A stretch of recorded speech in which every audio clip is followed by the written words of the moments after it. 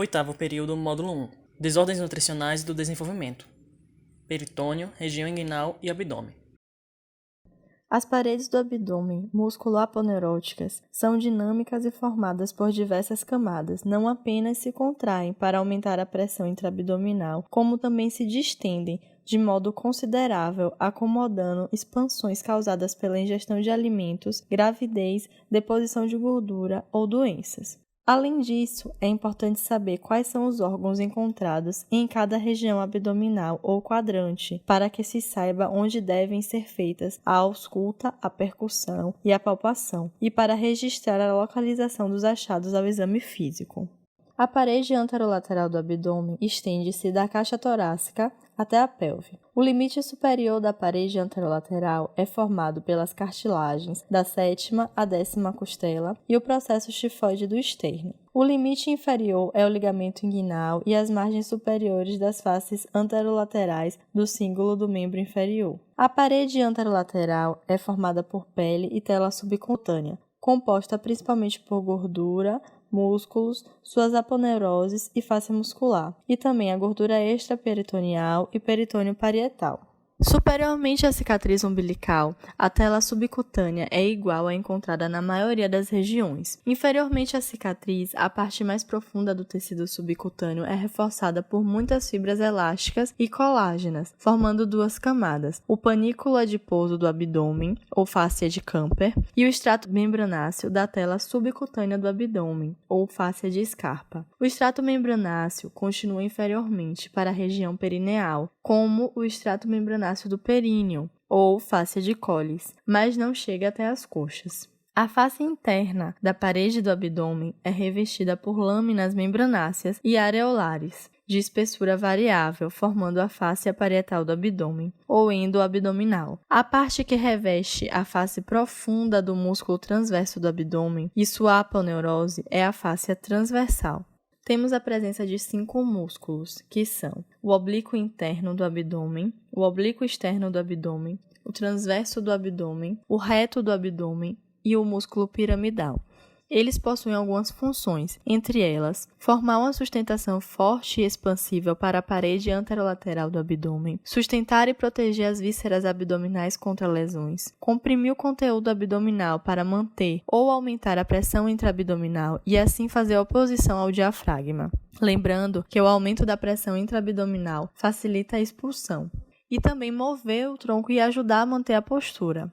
Os principais nervos da parede anterolateral do abdômen são nervos tóraco-abdominais, ramos cutâneos laterais, o nervo subcostal, nervo ilho-hipogástrico e o ilho inguinal. A drenagem venosa da parede anterolateral do abdômen ocorre por meio das veias torácica lateral, tóraco-epigástrica, periumbilicais, epigástrica superficial. E a irrigação arterial ocorre por meio das artérias demonstradas no quadro, com suas origens, trajetos e distribuição. A face interna posterior da parede anterolateral do abdômen é coberta por fáscia transversal, uma quantidade variável de gordura extraperitoneal e peritônio parietal. A parte infraumbilical dessa face apresenta 5 pregas peritoneais umbilicais, que seguem em direção ao umbigo, uma no plano mediano e 2 de cada lado. A prega umbilical mediana estende-se do ápice da bexiga urinária até a cicatriz umbilical. Pregas umbilicais mediais são laterais à prega umbilical mediana e cobrem os ligamentos umbilicais mediais. As pregas umbilicais laterais cobrem os vasos epigástricos inferiores e são laterais às pregas umbilicais mediais. As depressões laterais, as pregas umbilicais, formam as fossas peritoneais, e cada uma é um local de possível hérnia. São elas fossas supravesicais, fossas vesicais mediais e fossas inguinais laterais. Região inguinal. É uma importante área sob os pontos de vista anatômico e clínico. Anatomicamente, porque é uma região onde as estruturas entram e saem da cavidade abdominal, e clinicamente porque as vias de saída e entrada são possíveis locais de herniação. Faixas fibrosas e espessas ou retináculos são encontrados relacionados a muitas articulações que têm grande amplitude de movimento. O ligamento inguinal e o trato ilho-púbico, que se estendem das espinhas ilíacas anterosuperiores até o tubérculo púbico, constituem um retináculo anterior, bilaminar da articulação do quadril, que faz o movimento de flexão. O retináculo cobre o espaço subinguinal, através do qual passam os músculos flexores do quadril e as estruturas neurovasculares que servem a grande parte do membro inferior. O ligamento inguinal é uma faixa densa que constitui a parte mais inferior da aponeurose do músculo oblíquo externo do abdômen. Algumas das fibras mais profundas seguem posteriormente para se fixarem ao ramo superior do pubis, lateralmente ao tubérculo púbico, formando o ligamento lagunar ou de Gimbernard. As fibras mais laterais continuam a seguir ao longo da linha pectínea do pubis como o ligamento pectíneo ou de Cooper. Algumas fibras superiores se abrem em leque para cima. Essas fibras formam o ligamento reflexo. O trato ilio-púbico é a margem inferior espessa da fáscia transversal, que se apresenta como uma faixa fibrosa que segue paralela e posteriormente ao ligamento inguinal, de forma mais profunda. O ligamento inguinal e o trato ilio-púbico cobrem uma área de fraqueza inata na parede do corpo na região inguinal, denominada ósseo miopectíneo. Essa área fraca, que tem relação com as estruturas que atravessam a parede do corpo, é o local de hérnias inguinais diretas e indiretas, bem como de hérnias femorais. A formação do canal inguinal está relacionada com a descida do testículo durante o desenvolvimento fetal. Situa-se paralela e superiormente à metade medial do ligamento inguinal. O principal conteúdo do canal inguinal é o funículo espermático em homens e o ligamento redondo do útero das mulheres. O canal inguinal também contém vasos sanguíneos e linfáticos, o nervo ilio-inguinal e o ramo genital do nervo gênito-femoral. O canal inguinal possui algumas aberturas, anel inguinal profundo e o anel inguinal superficial. O canal inguinal tem duas paredes, anterior e posterior, o teto e o assoalho.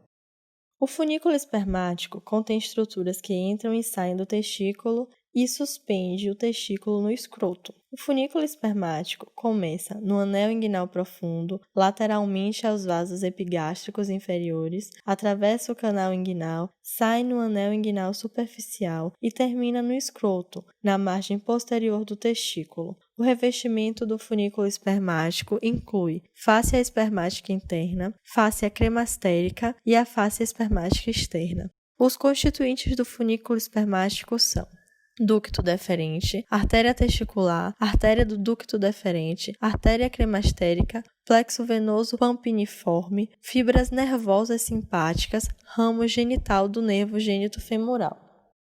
O escroto é um saco cutâneo formado por duas camadas, pele intensamente pigmentada e a túnica dartos, intimamente relacionada a uma lâmina facial sem gordura que inclui fibras musculares lisas, responsáveis pela aparência rugosa do escroto.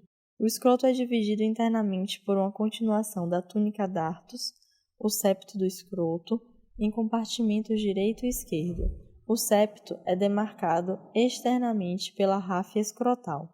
A túnica dartos superficial não tem gordura e é contínua anteriormente com o estrato membranáceo da tela subcutânea do abdômen, a fáscia de Scarpa, e posteriormente com a camada membranácea da tela subcutânea do períneo, fáscia de Colles. A irrigação do escroto provém de ramos da artéria perineal, da artéria pudenda externa e pela artéria cremastérica.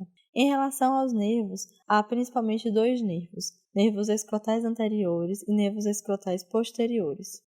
Os testículos são as gônadas masculinas, pares de glândulas reprodutivas masculinas ovais que produzem espermatozoides e hormônios masculinos, principalmente a testosterona. Os testículos estão suspensos no escroto pelos funículos espermáticos e o testículo esquerdo geralmente localiza-se em posição mais baixa do que o direito. A superfície de cada testículo é coberta pela lâmina visceral da túnica vaginal. A túnica vaginal é um saco peritoneal fechado que circunda parcialmente o testículo e representa a parte distal cega do processo vaginal embrionário. O recesso da túnica vaginal semelhante a uma fenda, o seio do epidídimo, situa-se entre o corpo do epidídimo e a face posterolateral do testículo. Os testículos têm uma face externa fibrosa e resistente, a túnica albugínea, que se espessa em uma crista sobre a sua face interna posterior inferior, como o mediastino do testículo. A partir dessa estria interna, septos fibrosos estendem-se internamente entre lóbulos de túbulos seminíferos com tecidos pequenos. As longas artérias testiculares originam-se da face anterolateral da parte abdominal da aorta. A artéria testicular, ou um de seus ramos, anastomosa-se com a artéria do ducto deferente. As veias que emergem do testículo e do epidídimo formam um plexo venoso pampiniforme, uma rede de 8 a 12 veias situadas anteriormente ao ducto deferente, que circundam a artéria testicular no funículo espermático. As veias de cada plexo pampiniforme convergem superiormente formando uma veia testicular direita, que entra na veia cava inferior, e uma veia testicular esquerda, que entra na veia renal esquerda. A drenagem linfática do testículo segue a artéria e a veia testiculares, até os linfonodos lombares direitos e esquerdos, caval ou aórticos e pré-aórticos. O epidídimo é uma estrutura alongada na face posterior do testículo. Os ductos eferentes do testículo transportam espermatozoides recém-desenvolvidos da rede do testículo para o epidídimo. O epidídimo é formado por minúsculas alças do ducto do epidídimo, tão compactas que parecem sólidas. O epidídimo é formado por cabeça, cauda e corpo. O peritônio é uma túnica serosa, transparente, contínua, brilhante e deslizante. Reveste a cavidade abdominopélvica e recobre as vísceras. O peritônio consiste em 2 lâminas contínuas, o peritônio parietal, que reveste a face interna da parede abdominopélvica, e o peritônio visceral, que reveste vísceras como estômago e intestino. As 2 lâminas do peritônio consistem em mesotélio, uma lâmina de epitélio pavimentoso simples.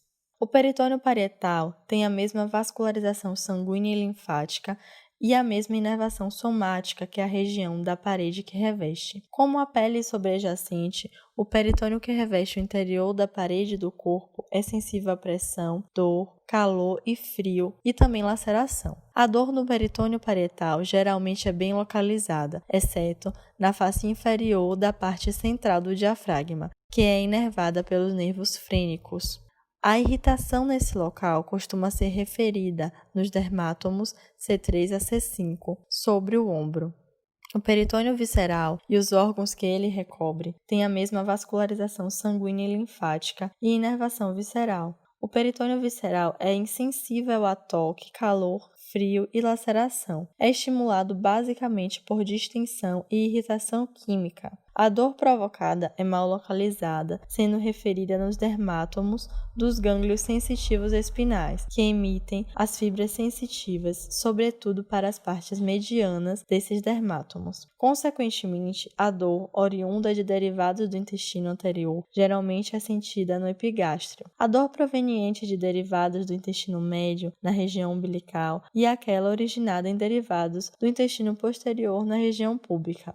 O peritônio e as vísceras estão na cavidade abdominopélvica. A relação entre as vísceras e o peritônio é a seguinte: os órgãos intraperitoneais são quase completamente recobertos por peritônio visceral, por exemplo, o estômago e o baço. Intraperitoneal, neste caso, não significa dentro da cavidade peritoneal, embora o termo seja usado clinicamente para designar substâncias injetadas nessa cavidade. Os órgãos intraperitoneais foram conceitualmente, se não literalmente, invaginados pelo saco fechado, como ao pressionarmos a mão fechada contra uma bola de aniversário cheia. Os órgãos extraperitoneais, retroperitoneais e subperitoneais também estão situados fora da caixa peritoneal, externamente ao peritônio parietal, e são apenas parcialmente cobertos por peritônio, geralmente apenas em uma face. Órgãos retroperitoneais, como os rins, estão entre o peritônio parietal e a parede posterior do abdômen, e só tem peritônio parietal nas faces anteriores, não raro com uma quantidade variável de gordura interposta. Do mesmo modo, a bexiga urinária subperitoneal só tem peritônio parietal em sua face superior. A cavidade peritoneal está dentro da cavidade abdominal e continua inferiormente até a cavidade pélvica.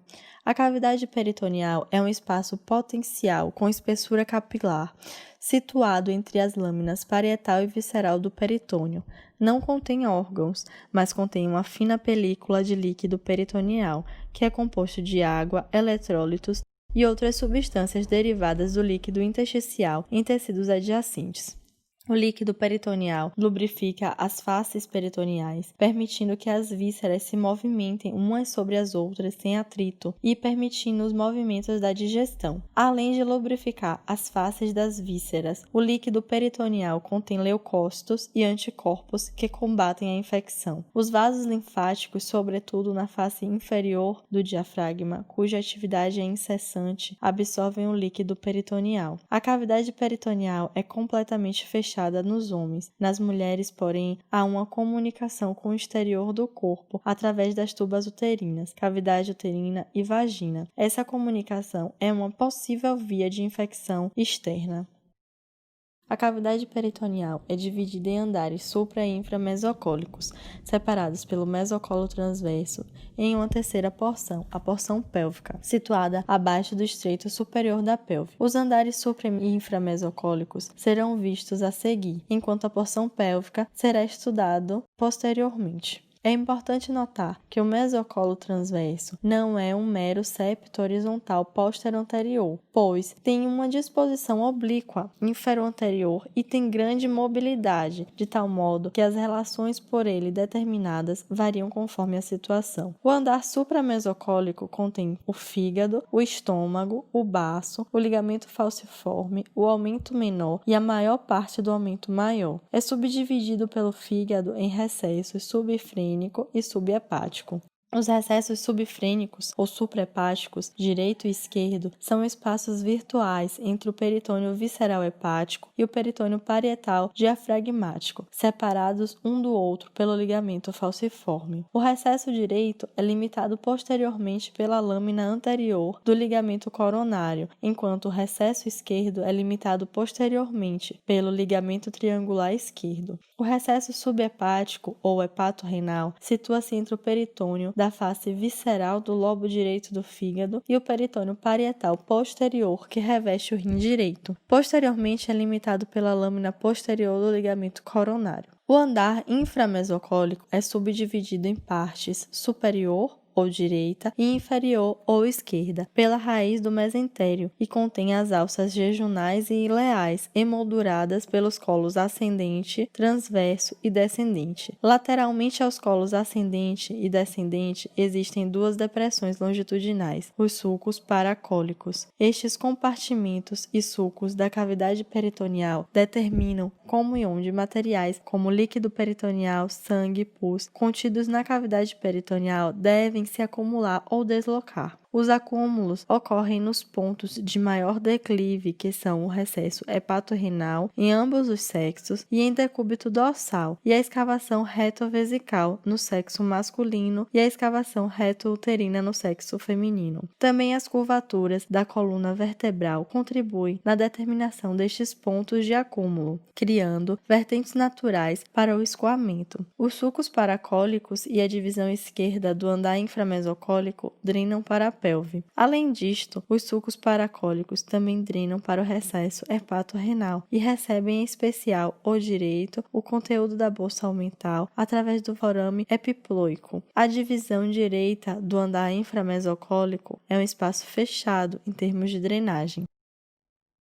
No início do desenvolvimento embrionário, o intestino primitivo apresenta duas conexões com a parede do corpo. Posteriormente, se prende a ela pelo amplo mesodorsal, que vai do esôfago terminal à parte cloacal do intestino posterior. Anteriormente, prende-se pelo mesoventral, que existe na altura do esôfago terminal, estômago e parte inicial do duodeno. O crescimento do fígado entre as duas lâminas do mesoventral as afasta uma da outra, transformando-as em peritônio visceral hepático. O que persiste peixe do mesoventral forma o ligamento falciforme entre a parede anterior do abdômen e o fígado, a borda livre inferior do ligamento falciforme, que contém a veia umbilical, que após o nascimento oblitera-se e forma o ligamento redondo do fígado. O aumento menor entre o fígado superiormente e a curvatura menor do estômago, e a primeira porção do duodeno inferiormente. A margem livre do aumento menor, direita no adulto, contém o ducto colédoco e a artéria hepática e a veia porta, e constitui a parede anterior do forame epiploico, que dá acesso à bolsa omental. O aumento menor costuma ser dividido em ligamentos hepatogástrico, entre o fígado e o estômago, e hepatoduodenal, entre o fígado e a primeira porção do duodeno. É formado ainda, entre o fígado e o diafragma, o ligamento coronário. Entre as suas duas lâminas, uma anterior ou superior e outra posterior ou inferior, está a área nua do fígado, não peritonizada. As duas lâminas se encontram à direita, formando o ligamento triangular direito,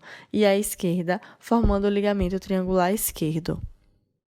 Como estas estruturas são todas derivadas do mesoventral, elas são contínuas umas com as outras. Assim, o ligamento falciforme continua-se para a direita e para a esquerda, como lâmina anterior do ligamento coronário, e a lâmina posterior deste se continua como um aumento menor. Daí, alguns autores afirmam ser o ligamento triangular esquerdo formado pelas lâminas esquerdas do ligamento falciforme e do aumento menor. Parte do mesodorsal vai se acolar ao peritônio parietal posterior primitivo, em consequência ao crescimento, pregueamento e rotação que o intestino primitivo sofre durante seu desenvolvimento. O que persiste e forma o mesentério, os mesocolos transverso e sigmoide, o aumento maior e os ligamentos gastrofrênicos, gastroilenal e gastroesplenorenal.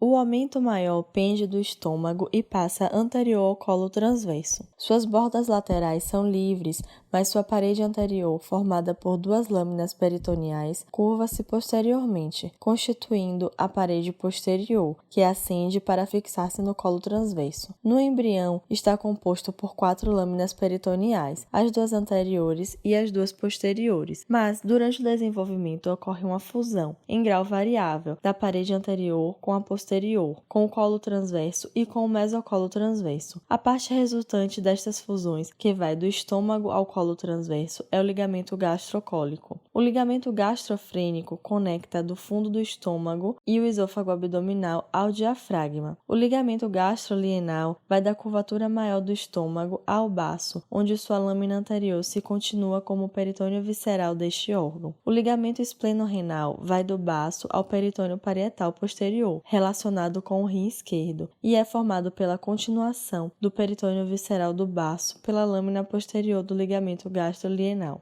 Como consequência destas alterações que ocorrem com os órgãos e com o mesoventral e dorsal, forma-se a bolsa omental. Ela é um espaço virtual, amplo e irregular, situado em sua maior parte posterior ao estômago e aumento menor. É uma dependência da cavidade peritoneal, com a qual comunica através do forame epiploico. Este é limitado anteriormente pela borda livre do aumento menor e posteriormente pelo peritônio parietal posterior, que recobre a veia cava inferior. À esquerda, a bolsa omental é limitada pelos ligamentos gastrolienal e esplenorenal. Inferiormente, ela se prolonga no recesso inferior da bolsa omental. Entre a parede anterior e a parede posterior do aumento maior, as dimensões deste recesso dependem do grau de fusão destas paredes. Ocasionalmente, o recesso inferior pode estar isolado do restante da bolsa omental pela presença de aderências. Superiormente à bolsa, se continua entre o fígado e o diafragma como recesso superior da bolsa omental.